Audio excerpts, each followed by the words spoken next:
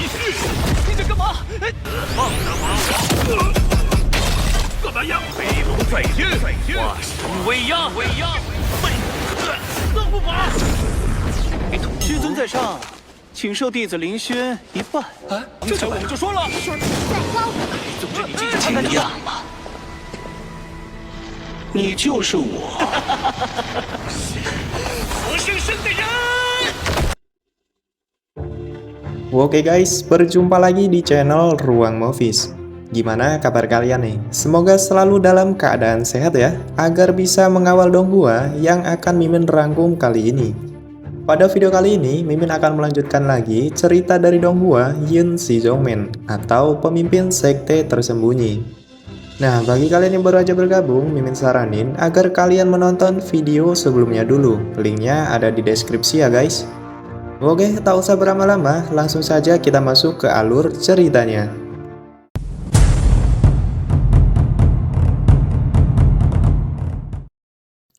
Melanjutkan episode sebelumnya, yang dimana Bei Chen dan para muridnya itu tengah pergi ke Sekte Darah untuk menuntaskan perjanjian kompetisi antara Hetian dengan si Chen Hao.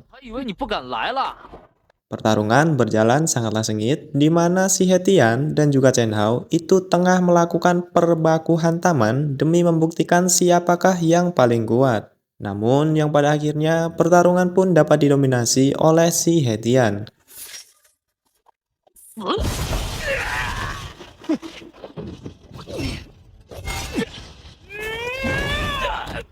Jelas saja sang tetua darah mereka tidak mau menanggung malu atas kekalahan muridnya ini. Jadinya, ia pun memerintahkan si Chen Hao untuk meminum pil darah yang telah diberikan sebelumnya. Mendengar itu, Chen Hao juga menyetujuinya dan dengan segera mengeluarkan pilnya dan memakannya. Yang dengan itu membuat aura di tubuhnya menjadi sangat kental, kekuatannya meningkat menjadi super duper kuat guys. Lalu di sisi arena, Su Changheng juga menyadarinya guys, adanya keanehan dari tubuhnya Chen Hao yang mendadak menjadi kuat. Dengan satu tangan saja, si Chen Hao bersiap mengeluarkan serangannya. Melihat itu, Hetian menjadi panik, namun dari arah belakang, Bei Chen menyuruhnya untuk mempertahankan kuda-kudanya.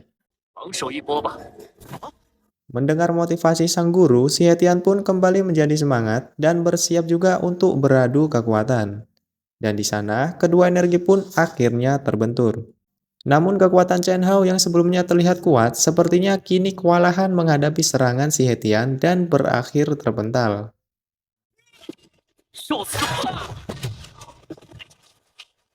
Dengan pede, Hetian berteriak jika dialah yang menjadi pemenangnya.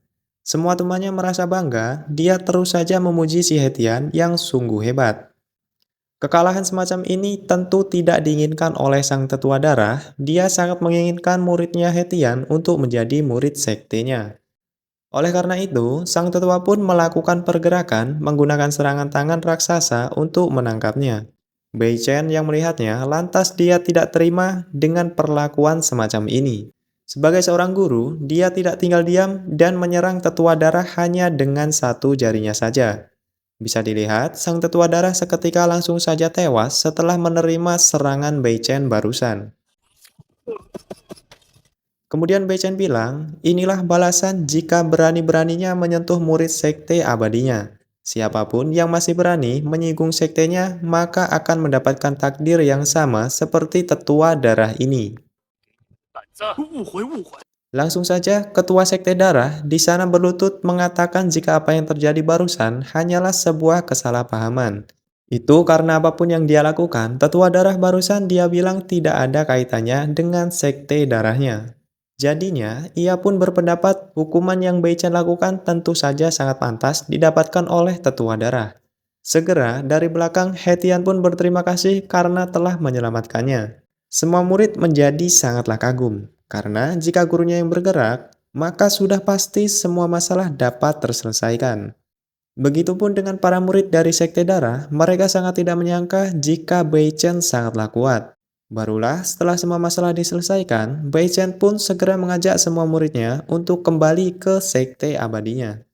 Namun sistemnya tiba-tiba mengingatkan mengenai waktu perekrutan murid barunya yang tinggal 1 jam 40 menit lagi.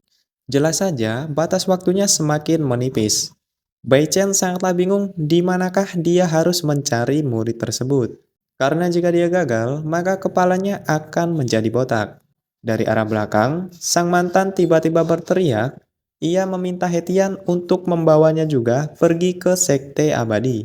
Mendengar itu, seketika Hetian pun langsung teringat dengan apa yang dulu telah mantannya ini lakukan. Pada sebelumnya, yang dimana dia telah mengkhianatinya dan malah mengikuti si Chen Hao demi masuk ke dalam Sekte Darah. Di sisi lain, Chen Hao pun merasa sangat kesal. Dia bilang jika wanita ini tak tahu malu. Keduanya pun terus berdebat sampai perdebatan mereka itu menjadi tontonan publik oleh semua murid. Yang bahkan ocehan mereka juga sempat menyinggung ketua Sekte Darah. Karena ada celetukan bahwa si Chen Hao itu pernah bilang jika ketua Sekte Darah itu sangatlah lemah. Dan pada akhirnya perdebatan pun selesai. Karena si Chen Hao merasa adanya efek serangan balik dari pil darah hingga membuatnya pingsan. Di sana, sang mantan masih saja membujuknya Hetian agar mengajaknya juga. Namun, jelas nasi sudah menjadi bubur. Semua perkataan dan perbuatannya di masa lalu memanglah sungguh menyakitkan bagi Hetian. Jadinya, dia pun merasa jijik sekaligus langsung bilang mulai saat ini di antara mereka sudah tidak ada hubungan apapun lagi. Singkat cerita, Bai Chen dan yang lainnya pun kemudian pergi dari arena pertarungan. Semuanya kini mengikuti Hetian yang dari tadi dia memikirkan nasibnya, yang sudah memutuskan hubungannya dengan sang mantan. Di saat yang sama pula, sistem Bai Chen mengingatkan jika waktu merekrut muridnya itu tinggal 8 menit lagi. Sontak, Bai Chen pun menjadi panik, ia melirik ke kiri dan ke kanan namun tidak ada siapapun yang mendekatinya. 这是哪儿啊？ Barulah tak lama dari itu, datanglah sekelompok praktisi yang seketika menghentikan Bai Chen dan semua muridnya. Salah satu dari mereka menanyakan apakah Bai Chen bertemu dengan seorang praktisi yang melewati hutan ini. Yang ternyata guys, sekelompok ini tengah mencari seorang praktisi. Bai Chen tidaklah mengetahuinya, dia tidaklah bertemu dengan praktisi tersebut. Akan tetapi, di saat bersamaan, angin tertiup pelan hingga aura di sekitar pun kini mulai berubah.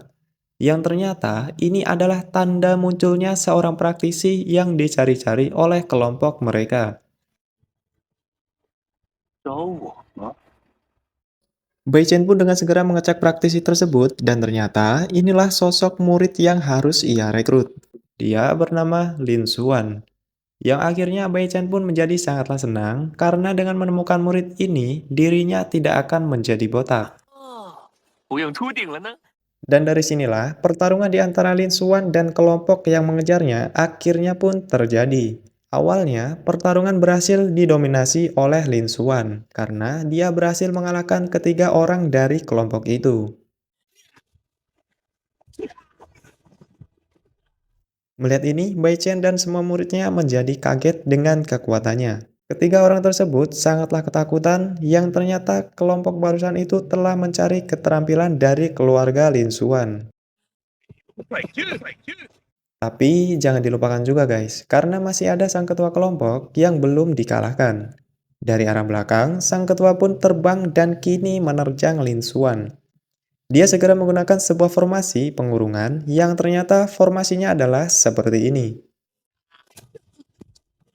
Yaitu dengan menumpuk ketiga praktisi lalu menangkapnya. Bai Chen di sana tentu saja langsung bergerak menghentikan mereka. Namun sang ketua tidak terima dan kini malah menantang dirinya. Tak perlu basa-basi, Bai Chen pun langsung saja memperlihatkan kesaktiannya, yakni membuat semua orang pun auto tidak bisa bergerak lagi. 威压，威压，四不法。 Sampai akhirnya Bai Chen pun bergerak mendekati Lin Xuan dan membawanya. 跟我走吧。 Singkat cerita, semua orang pun kini telah kembali ke Sekte Abadi. Begitu juga dengan Lin Xuan yang kini kebingungan dengan tempat apakah ini. Pertama, Bai Chen mengungkapkan identitasnya yang adalah ketua Sekte Abadi ini. Dan yang kedua, dia mengatakan keinginan untuk merekrut Lin Xuan untuk menjadi muridnya. 收你为徒。 玉尊在上。 Bai Chen belum juga menyelesaikan kata-katanya guys, namun Lin Xuan pun malah auto menyetujuinya. Alhasil, misi pun selesai dan Bai Chen langsung mendapatkan hadiahnya. Tapi Lin Xuan nampaknya masih belum percaya dengan Bei Chen yang terbukti dia sama sekali tidak ingin disentuh olehnya. Dia bilang alasannya menjadi murid Bei Chen itu hanyalah ingin mendapatkan tempat tinggal saja. 此处便是。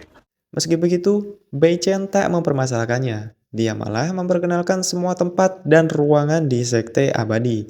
Begitu juga dengan Hetian dan semua seniornya.